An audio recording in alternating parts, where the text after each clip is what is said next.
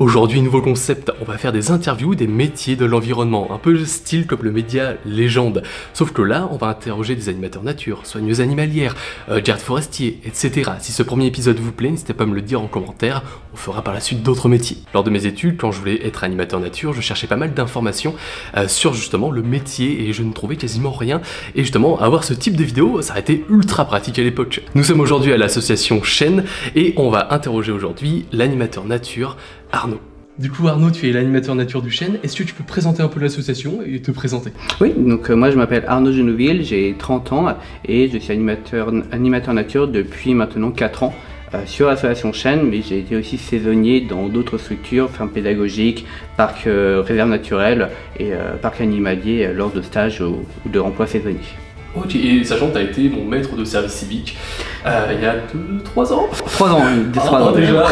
Après ton parcours, et quel études faire justement pour être animateur nature? En fait, la plupart des personnes vont faire un BTS gestion et protection de la nature, souvent avec un bac pro gestion des milieux naturels et forestiers. Donc, il me semble que toi, c'est ce que tu as fait. Alors non, moi j'ai fait bac sciences et vie de la terre, bac S, genre c'était avant. De manière générale, pour être animateur nature, il faut avoir de solides connaissances en biologie animale ou végétale, selon les spécialités que l'on veut avoir, et après des connaissances en animation, mais au final c'est plus l'expérience qui compte plutôt que la formation et le diplôme en tant que tel. Du coup, quand on veut devenir animateur nature, comment ça se passe un entretien d'embauche justement d'animateur?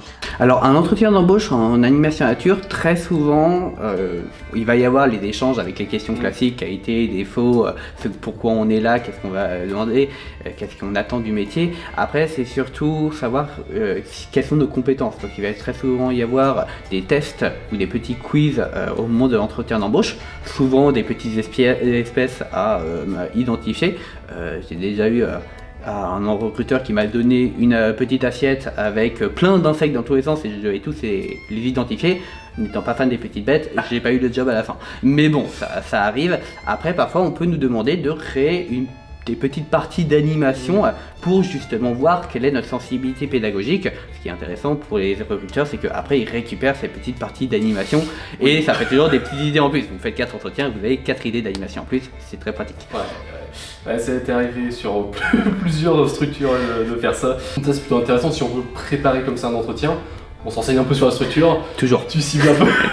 Tu cibles forcément énormément sur la structure. Par exemple, si vous prenez au niveau, vous allez faire un entretien d'embauche dans le Jura, connaissez la biodiversité du Jura, connaissez aussi un peu la géographie. On m'a déjà demandé dans ces zones-là quelles étaient les rivières du coin et tout ça, si je connaissais la zone. Au niveau d'un estuaire, on va vous donner justement les différents paysages. Mais après, si vous êtes sur une ferme pédagogique, on vous posera peut-être plus des questions sur la culture d'un potager ou les bons gestes à avoir, l'entretien des animaux et tout ça. Donc chaque structure adaptera ses questions par rapport à sa zone. Je me rappelle quand j'avais bossé au parc du Marcanterre. J'avoue que les oiseaux c'était un domaine que je connaissais moins avant. Du coup j'avais bossé du potassium. Tous les oiseaux de marée, les limicoles, etc. Les pécassos, j'ai bossé dessus et je suis tombé pile sur ces espèces. Et heureusement je les avais bossé. Le parc du Marcanterre est vraiment spécialisé pour faire découvrir la biodiversité et surtout la vie faune. Donc forcément leurs questions vont se porter principalement sur ça. Là ça fait bientôt 4 ans que tu es animateur au Chêne. Ça va être quoi tes missions au quotidien? Donc les missions elles vont être réparties en plusieurs points. On va avoir la partie administrative, la partie vraiment animation. Donc l'animation en tant que telle, c'est principalement des groupes scolaires, mais aussi on va avoir les activités grand public du centre de loisirs. Donc je dois gérer l'emploi du temps, gérer l'accueil des groupes ou alors parfois mon déplacement sur les zones. C'est la plus grosse partie de mes missions. Mais l'association Chêne a aussi un espace qui se visite. Donc toute la gestion des expositions, l'accueil des visiteurs et la création de petites activités, ça va être aussi dans mon cadre de mission. Et après vous rajoutez toute la partie administrative derrière, donc gestion de factures, de devis. Et oui, la gestion des mails et tout ce qui est demande de subvention et tout ça qu'on va faire. Cette partie-là sera plus ou moins présente en fonction de si on a tel ou tel salarié dans une structure. Dans certaines structures, quand vous êtes saisonnier, vous n'allez faire que des animations de l'accueil des visiteurs et vous aurez parfois dans d'autres structures un salarié qui sera spécialisé pour faire toute la partie facture, devis, la partie gestion du planning. Et dans ces cas-là, vous n'allez pas à vous soucier de cette partie-là. j'ai envie de dire, c'est aussi intéressant de pouvoir voir cette vision générale. J'avoue, j'ai eu de la chance, j'ai toujours réussi à esquiver cette partie. Donc tu fais que de l'animation et que du terrain, avec la partie administrative. Quand tu fais tes animations, tu as plusieurs types de public. Qu'est-ce que tu vas avoir comme type de public, et est-ce que tu as une préférence quand même sur un type de public, ou certains sont peut-être plus compliqués que d'autres en termes d'animation? Alors au niveau du type de public, il faut savoir que le type de public dépend de ceux qui ont les finances pour pouvoir aller sur la structure. Nos animations ne peuvent pas être gratuites la plupart du temps parce qu'il faut bien payer les salaires des différentes structures. Donc c'est principalement du public scolaire, quel que soit l'endroit où on va être, avec principalement maternelle primaire. Certaines structures vont aller un peu plus sur du collège. Donc nous, sur l'association Chaîne, cette année c'était 250 animations. Sur les 250, il y en a 180, c'est du public scolaire, parce que forcément c'est le plus important. Mais on peut aussi avoir pas mal de grands publics, parfois aussi des familles qui peuvent venir, on peut avoir des anniversaires. Le type d'activité, le type de public qu'on reçoit dépend beaucoup de la structure. Certains vont être presque que sur des activités avec du grand public parce que leur zone accueille beaucoup de visiteurs. Moi je vais préférer au niveau des groupes scolaires de la tranche d'âge CE2, CM1. CM1 et CE2, ils n'ont pas, c'est pas les classes qui vont avoir le, comment dire, c'est des jeunes qui ont suffisamment, c'est des jeunes qui ont un niveau suffisamment développé pour que l'on puisse aller relativement loin en termes d'explication et tout ça. Mais en plus de ça, ce qui est intéressant, c'est qu'ils ne sont pas blasés et donc ils gardent encore une partie de naïveté ou d'innocence qui leur permet de poser beaucoup de questions. Alors qu'arrivé en fin CM2, on peut revoir des jeunes qui commencent un petit peu à avoir des problèmes. C'est ça. Même si vous pouvez avoir des collégiens qui sont vraiment fascinants. Oui. Donc tout dépendra aussi de la thématique. Faire une découverte sur la plage avec des maternelles est aussi extrêmement intéressante et on n'aura pas du tout les mêmes interactions qu'avec des plus grands. Ouais, c'est sûr. Moi je me rappelle quand j'avais commencé l'animation, on m'a dit le pire groupe c'est quatrième. 5e, 4e, même si parfois ça se passe super bien, il y a plein de trucs où ça se passe super bien. Et en fait la plupart des, on va dire, publics préférés, ça dépend de chaque animateur. Toi, ça va être plutôt les scolaires. Oui. Moi, je sais c'est plutôt le grand public ou les lycéens, justement parce que je peux faire plus de jeux, aller beaucoup plus loin dans les explications. Voilà, ça dépend de chaque animateur. Tout dépend des animateurs et aussi de l'habitude qu'on a d'accueillir ces publics. Nous, sur l'association Chaîne, on va accueillir peu de collégiens, même si, voilà, s'il y a des professeurs qui nous écoutent, avec plaisir pour vous accueillir. La pub forcément, tu as des périodes creuses et des périodes pleines. Printemps-été, beaucoup d'animations. Hiver, début printemps, beaucoup moins. Ça va être quoi une journée type, par exemple, en hiver, une journée type lors du rush, printemps-été? La journée type printemps-été, alors plutôt été, il faut se dire que la plupart des animations, notamment avec les scolaires, c'est mars, avril, mai, juin, et surtout avril, mai, juin. Nous, on fait globalement un tiers, voire la moitié de des animations de l'année en l'espace de 3 mois. Donc c'est assez dense et au final l'organisation est assez simple. Vous arrivez au boulot, vous prenez la caisse d'animation de la journée que vous avez préparée sur les jours d'avant, vous allez faire l'animation. Ensuite, après l'animation, on rentre en fin de journée, on range le matériel, on prépare la caisse pour le lendemain et c'est tout. Et après on recommence en boucle sur toute cette partie là. Et de temps en temps je fais 1 ou 2 heures sup pour faire les factures qui permettent de maintenir une administrative assez propre afin de ne pas être en panique quelques mois après. En hiver, ça peut être assez variable parce qu'au final, en animation nature, notre quantité de travail dépend du nombre de projets qu'on a envie d'accepter. Donc en hiver, parfois je vais devoir travailler sur l'exposition, parfois je vais travailler sur la création de nouvelles animations. Au final, c'est beaucoup on se prépare pour l'année à venir et pour le gros rush à venir. Avec tout, là tu as beaucoup de missions, beaucoup d'horaires. Ça gagne combien un animateur nature? Pourquoi tu rigoles? Tu connais des réponses? Non, en réalité, un animateur nature, donc après moi je pars du principe que ce qu'on gagne doit être mis par rapport à ce que l'on dépense à côté. De mon point de vue, je gagne suffisamment bien ma vie. Après, quelqu'un qui est animateur nature sur Paris, là où le loyer sera beaucoup plus cher, aura pas forcément la même vision que moi. En réalité, donc moi je gagne en net 1 780 € par mois. Généralement, un animateur nature, il va commencer plutôt au SMIC. Oui. Donc, un animateur nature, il commence au SMIC surtout sur des contrats en CDD qui va servir de saisonnier, justement sur ces mois de avril, mai, juin, juillet, août, là où il va y avoir la plus grande activité. Et une fois qu'ils passent en CDI, dans ces cas, les salaires vont pouvoir augmenter. Donc si je pars 1780, ça me suffit amplement pour le moment au vu de mon train de vie. Après, au fur et à mesure de l'évolution, je pense que certains animateurs nature en fin de carrière vont arriver vers les 2500 sans trop de difficultés, mais on ne montera jamais sur les 3000 € parce que mine de rien, c'est un métier qui gagne pas beaucoup en tant que tel. L'animateur nature peut pas faire payer 800 € par animation, sinon les groupes ne viendraient pas. Et donc, forcément, plus il fait d'animation, plus il y a les fonds pour pouvoir le soutenir. Là, pour donner un peu un ordre d'idée, moi j'ai fait par exemple 3 saisons différentes à différents endroits. En termes de salaire, j'ai fait l'association La Trace qui était dans le Vercors. C'était le SMIC, mais logé nourri, par contre gratuitement. Ça c'est un avantage qui est beaucoup plus grand qu'on le pense, parce qu'au final, logé nourri, dans certaines zones, ça peut aller jusqu'à 1000 € par mois. Hein. Oui. Donc au final, on oublie souvent que si on a un avantage de logement, si on a un avantage de nourriture, même en termes de déplacement. Il y a eu justement le parc du Marplantaire. Là j'étais à la fois étudiant et salarié, donc j'étais à 80% du SMIC. Pour des horaires assez costauds. De manière générale, des horaires assez costauds, c'est surtout que le métier d'animateur nature, c'est un métier qui va avoir des horaires annualisés. On doit faire en moyenne un certain nombre d'heures sur toute la période. Donc moi, je vais avoir beaucoup plus d'horaires sur la partie été qu'en hiver. Et donc en hiver, là, en ce moment, je peux prendre beaucoup plus facilement des jours de congé par rapport à l'été, où là, dans ce cas, on peut augmenter les heures sup. Mais ça fait aussi partie du travail, ça donne aussi, dans certains cas, dans certaines associations, une plus grande liberté de congé justement sur la période hivernale. Et justement, après le parc du Marplantaire, il y a eu la Nièvre, mais cette fois-ci pour une communauté de communes. Et là, le salaire a avoisiné les 1800 €. En net ? En net. Donc c'est plutôt pas mal. Plutôt pour un saisonnier.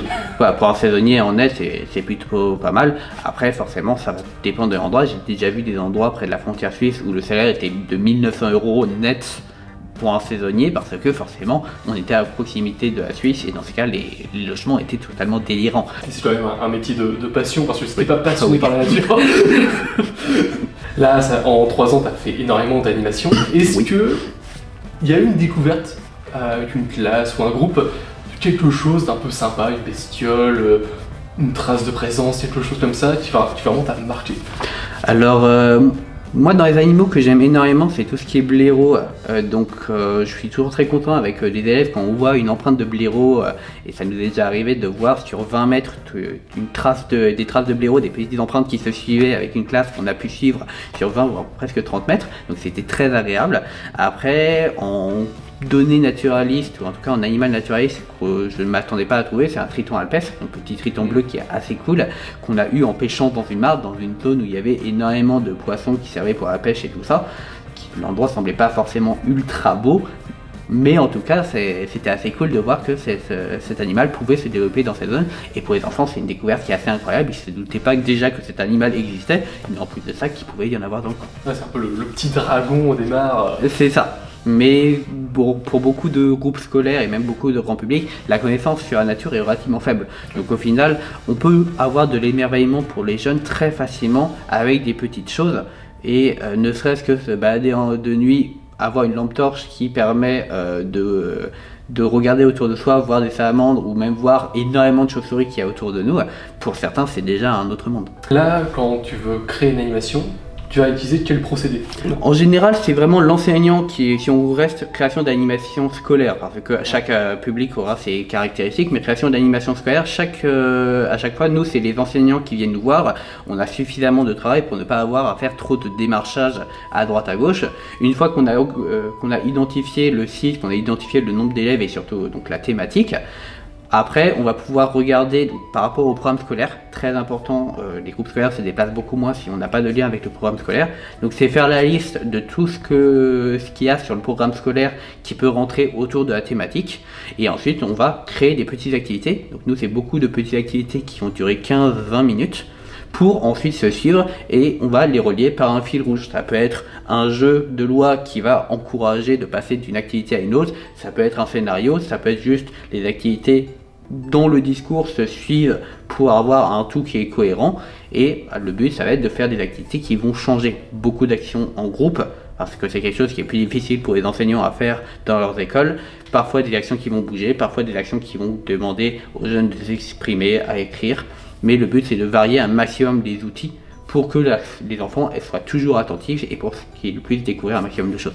Ouais, ça c'est ce qu'on nous avait appris justement en BTS-GPN, on avait des cours d'animation. On nous disait lors d'une animation, jamais mettre à la suite deux activités avec par exemple assise, de la course, etc. Il fallait toujours alterner plusieurs façons de faire pour éviter justement l'ennui. Et est-ce que tu aurais des conseils, des choses à dire à quelqu'un qui veut se lancer en animation? Imaginons soit un étudiant qui a envie de devenir animateur nature ou guide naturaliste, ou justement quelqu'un qui a envie de se reconvertir, qui peut avoir 20, 30 ans, 40 ans et qui se dit bah tiens en fait finalement j'ai trop envie de me lancer dans l'animation nature ou en tout cas dans le milieu de l'environnement. Alors tout ce qui est animation nature et milieu de l'environnement, c'est des connaissances et de l'expérience. Au final, le diplôme peut être extrêmement variable, donc j'ai envie de dire, le but dans l'éducation à la nature, c'est surtout d'avoir pu faire des actions à côté. Vous pouvez faire du bénévolat dans beaucoup d'associations, que ce soit du bénévolat dans des associations vraiment nature pour faire du suivi naturaliste et tout ça. La LPO recherche souvent des bénévoles dans ce sens. Vous pouvez travailler dans les centres de soins ou tout ça, se balader dans la nature et rechercher avoir ses propres connaissances. Ça c'est pour la partie naturaliste, mais après pour la partie animation, juste aller passer le BAFA, ça peut être aider dans un club de sport. Il faut pas oublier, il faut se démarquer. Si vous arrivez avec juste un diplôme et rien d'autre à côté, on va vous regarder et vous demander pourquoi vous prendrez vous plutôt que quelqu'un d'autre. Donc vraiment ce côté de aller voir ailleurs. Attention pour ceux qui prennent des stages, il y a souvent une facilité de se dire j'ai fait un stage à un endroit et donc je vais redemander l'année d'après à faire un stage au même endroit. N'hésitez pas à changer de structure un maximum. Plus vous allez changer de structure, plus vous allez voir des types d'animations différents et plus vous allez avoir justement la possibilité de développer de nouvelles activités. Et la créativité, au final, c'est juste l'ajout de tout ce qu'on a pu voir autour de nous, mais c'est pas une invention nouvelle. C'est le réseau qui est important, c'est de se créer petit à petit un réseau, à participer à des animations de nature, discuter avec l'animateur, aller voir les assos, discuter avec les bénévoles, etc. Et ça c'est ultra important en fait, comme tu as dit, BTS-GPN ou même certains diplômes, au bout d'un moment tout le monde va les avoir. Et pour faire ce qui se démarre, c'est vraiment ce que tu fais à côté de tout ça. Moi ce qui m'avait énormément aidé c'était à la fois les vidéos et à la fois j'ai pu partir un peu partout en France et du coup ça a fait un CV plutôt pas mal. Et c'est vraiment ça qui est finalement important. Et est-ce que tu as, en faisant ces animations, en 3-4 ans d'animation, est-ce que tu as... Je suis pas si vieux que ça, hein. Est-ce que tu as des anecdotes, justement des choses un peu drôles qui s'est passé en animation? Alors oui, les animations au niveau de l'eau sont toujours sujets aux anecdotes déjà parce que vous pouvez avoir des enfants, notamment les maternelles, quand ils se baissent, ils n'ont pas forcément la notion de la hauteur d'eau et donc ils se retrouvent très souvent avec les vêtements mouillés, mais les enseignants prévoient toujours. Dans les animations mares, il y a une anecdote qui revient presque à chaque animation, c'est un enfant qui a découvert une nouvelle espèce qui vient nous voir pour demander conservation et qui va arriver, oui Arnaud, j'ai trouvé une grosse limace, qu'est-ce que c'est? C'est étrange. C'est étrange. Et à chaque fois on peut leur répondre, bah ça c'est pas une limace, c'est une trotte de ragondin. Donc forcément le jeune se lave la main, mais c'est toujours des petites erreurs qu'ils vont faire. Après, en anecdote que j'ai pu avoir, c'est un jour en animation mare, c'est des jeunes qui avaient réussi à attraper une grenouille. Donc j'ai pu me mouiller un peu les mains et la prendre dans la main pour la montrer aux jeunes. Et la grenouille était assez essoufflée et un peu stressée. Donc elle n'a pas bougé, elle est restée sur ma main pendant quelques secondes. Et toute la classe s'est retrouvée autour de moi pour pouvoir voir l'animal. Et dans ma tête, je savais que la grenouille, au bout d'un moment, forcément, elle allait finir par sauter et donc faire peur à toute la classe. Donc je comptais les secondes jusqu'à ce que la grenouille finalement finisse par partir et les jeunes qui poussent un cri en partant un petit peu et reviennent en rigolant. On arrive à la fin de cette interview. Merci beaucoup Arnaud. Voilà. Donc on peut te retrouver à l'association Chêne. À l'association Chêne, oui, donc pour faire des animations. Après, ça peut être faire des animations nature, faire des animations avec tout type de public. On peut rechercher chaque année des stagiaires, on peut rechercher chaque année aussi des services civiques. Donc 2 services civiques, il ne faut pas hésiter à demander. Attention, on ne l'avait pas dit, mais demander des stages, ça se fait très longtemps à l'avance, il y a beaucoup de demandes. Et sinon, après, parfois on peut nous croiser aussi sur tout ce qui est des rencontres régionales du réseau GREN, donc le réseau d'éducation à la nature. Il y en a dans presque chaque région, donc ne pas hésiter aussi à se rapprocher de ces réseaux-là pour pouvoir avoir des contacts ou en tout cas avoir des noms de structures. Et bah merci Arnaud d'avoir participé. On met évidemment le lien du chêne en description. Avec plaisir. Tu vas voir le site et n'hésite pas à faire des dons des animaux sauvages parce que ici, oui. vous accueillez aussi les animaux Oui, sauvages. c'est un peu la particularité de l'association, c'est que le centre d'animation est jumelé, ou en tout cas est couplé à un centre de soins qui accueille des animaux sauvages. Donc 2860 l'année dernière, que là on est au début 2025, donc 2024, 2800 animaux qui sont arrivés avec beaucoup d'espèces différentes. On relâche un phoque dans pas très longtemps d'ailleurs. Et donc l'association a vraiment ce côté centre de soins qui fait qu'on accueille beaucoup d'animaux. Et on a un centre visite qui se permet aux visiteurs d'en apprendre un peu plus sur la structure tout en voyant les nouvelles expositions. Eh bien écoute, merci beaucoup. Merci à toi. Et à bientôt. Oui, à bientôt. Et là, on a fait toutes les questions ou pas ? On a fait toutes les questions.